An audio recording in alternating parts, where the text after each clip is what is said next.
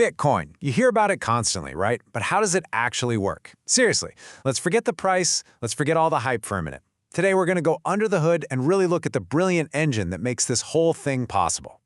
So let's kick things off with a puzzle. This exact question, it's stumped some of the smartest people in computer science for decades. Think about it. With physical cash, it's easy, right? I give you a dollar bill and poof, it's gone from my wallet. I can't spend it again. But digital stuff, digital information can be copied perfectly, infinitely.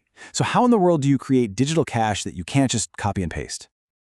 To really get the genius behind Bitcoin, we have to rewind a bit. We've got to look at the very specific problem its creator, the mysterious Satoshi Nakamoto, was trying to solve. And really, it all boils down to one simple but really powerful word: trust. I mean, Satoshi said it right there in the original Bitcoin white paper. Our entire online financial world is built on middlemen. Banks, credit card companies, we trust them to handle our money. But that trust isn't free. It comes with fees, with transaction limits, with the risk that a payment gets reversed. Satoshi imagined a system that just didn't need that trusted third party at all.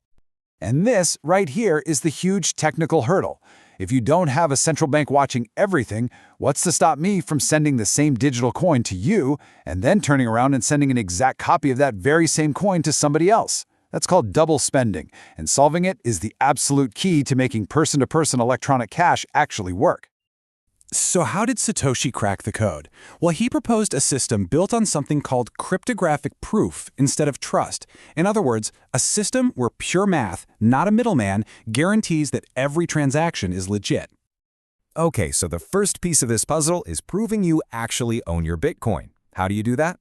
With a pair of cryptographic keys. Your public key is, well, public. It creates an address anyone can send Bitcoin to. Think of it like your bank account number. But your private key, that's your secret. It's like your PIN. It's the only thing that can unlock your funds and prove they're yours.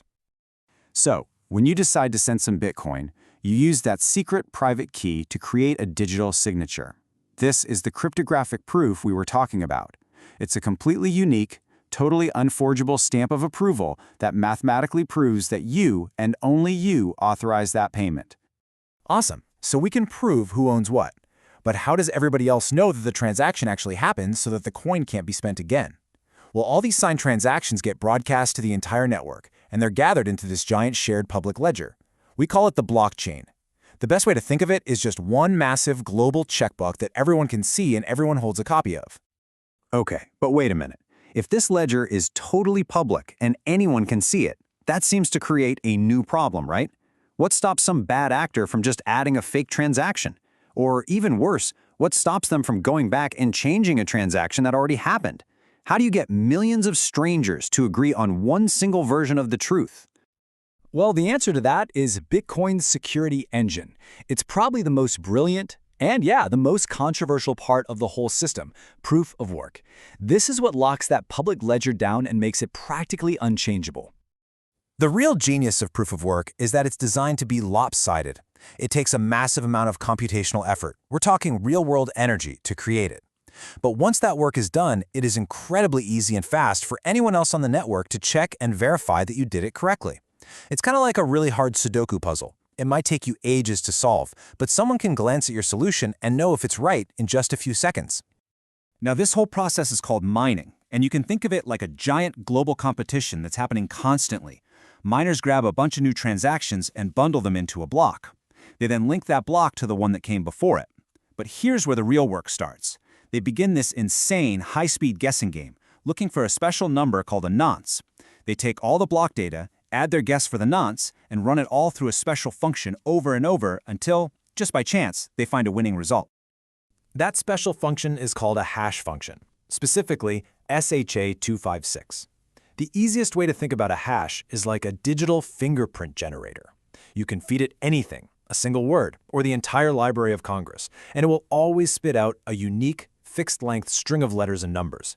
And the most important part? It's a one-way street. You can never use the fingerprint to figure out what the original data was. So this is how the miners play the game. They take all the transaction data in their block, and they add that one little number they're allowed to change, the nonce.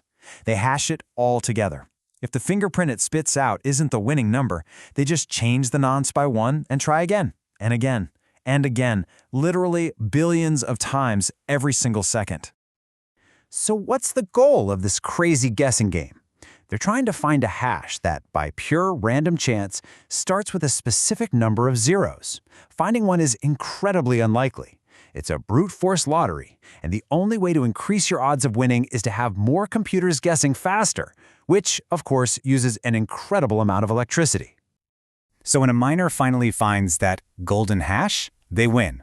They get to add their block of transactions to the chain. But what's so cool is this process does more than just approve transactions. It actually creates an unchangeable record of history, literally secured by energy. Now, this whole system has a very steady heartbeat. The network's code is tuned so that, on average, a new block is found and added to the blockchain only once every 10 minutes. This super predictable rhythm is absolutely crucial for the network's stability. But that brings up a pretty logical question, doesn't it?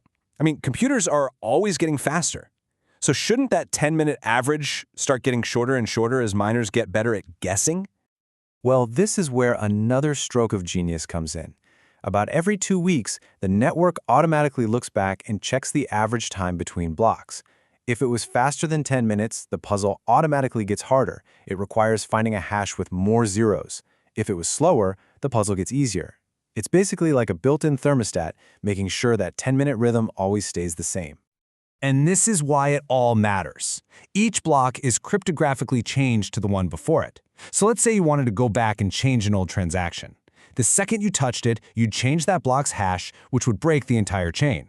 To cover your tracks, you'd have to redo the proof of work for that block and for every single block that came after it, all while trying to outpace the rest of the network, which is still building on the original honest chain.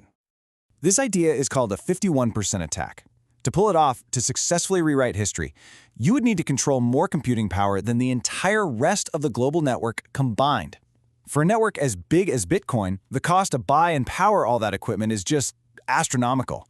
It makes the history of transactions, for all practical purposes, unchangeable. So let's just quickly recap the whole thing.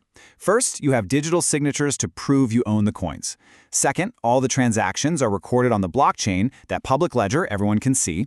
Third, that ledger is secured by this intense competition called proof of work, which makes changing the past basically impossible. And finally, the difficulty adjustment keeps the whole system ticking along at a stable, predictable pace. And it all comes back to this one fundamental idea from Satoshi. Bitcoin replaces the need to trust an institution, like a bank, with the ability for anyone to verify the math for themselves. It's a huge shift from trusting powerful people to just trusting code. And that really leaves us with a final, massive question. This incredible solution was first applied to money. But if the need for a trusted middleman can literally be programmed out of a system, what other parts of our world could be rebuilt from the ground up on a foundation of pure, verifiable proof?